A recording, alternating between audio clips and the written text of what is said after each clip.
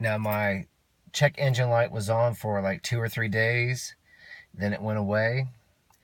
And for the past 2 days prior to today, it was not on.